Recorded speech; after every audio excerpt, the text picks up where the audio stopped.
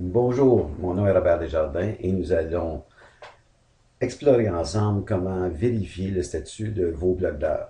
En fait, c'est une opération relativement simple. La première étape est vous vous rendez sur le site de Viglob qui est www.viglob.com.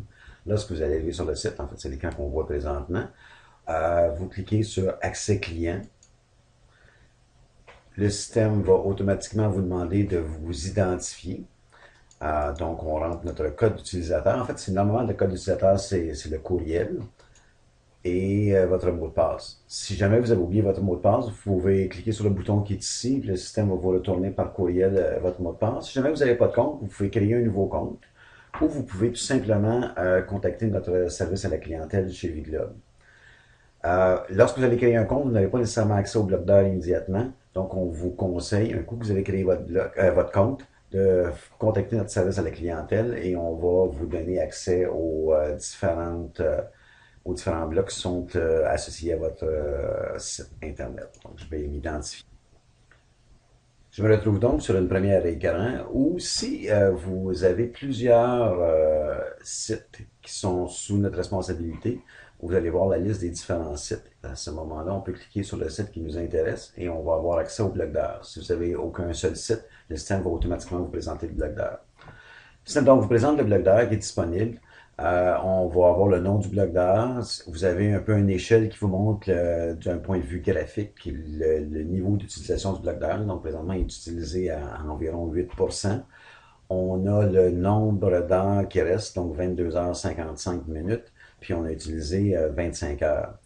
La date aussi d'échéance du bloc qui se termine dans ce cas ici le 31 juillet 2013. Si on veut voir le détail de l'utilisation de notre bloc, on clique sur Voir le détail et automatiquement le système nous emmène la liste de toutes les demandes qui ont été ouvertes relatives à ce bloc-là.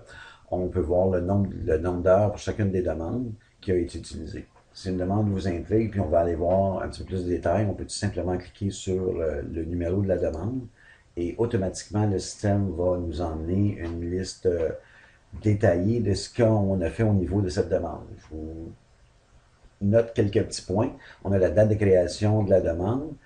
Qui a créé la demande? Ça peut être été créé par un de nos analystes ou ça aurait pu être créé par vous directement à l'intérieur du site de Viglob que je vais vous montrer dans quelques minutes.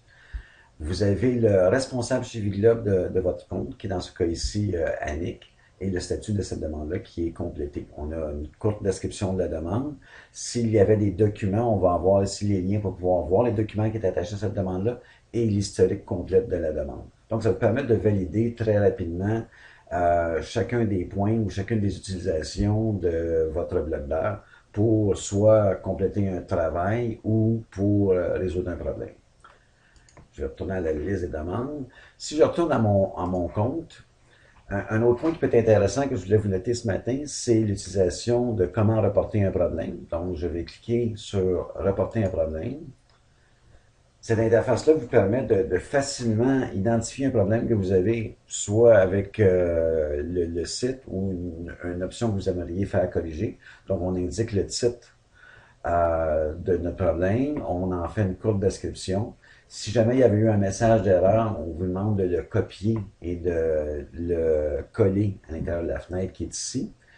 Si c'est une page en particulier qui pose un problème pour nous sauver du temps, si vous pouvez copier l'adresse de cette page-là, vous pouvez nous donner un peu des bases si vous utilisez Windows 7, quel type d'Internet Explorer vous utilisiez, est-ce que vous utilisiez Chrome ou autre explorateur. À quel endroit le problème se trouve sur le site Internet, dans l'administration, dans le développement, dans le site de développement et de production.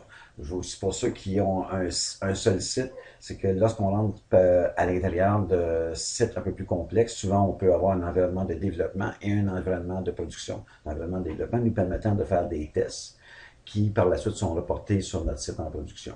Si vous aviez des fichiers que vous voulez nous faire parvenir aussi en même temps, vous pouvez tout simplement les retrouver sur votre fichier et soumettre la demande. Automatiquement, cette demande-là va être transmise à notre support technique et va être ouverte. Et la demande va être ouverte et assignée à un technicien. Vous allez pouvoir le suivre à l'intérieur du système de bloc d'heures, puis suite aussi au message qu'on vous transmet de façon automatique. Ça complète notre petite démonstration ce matin, donc n'hésitez pas.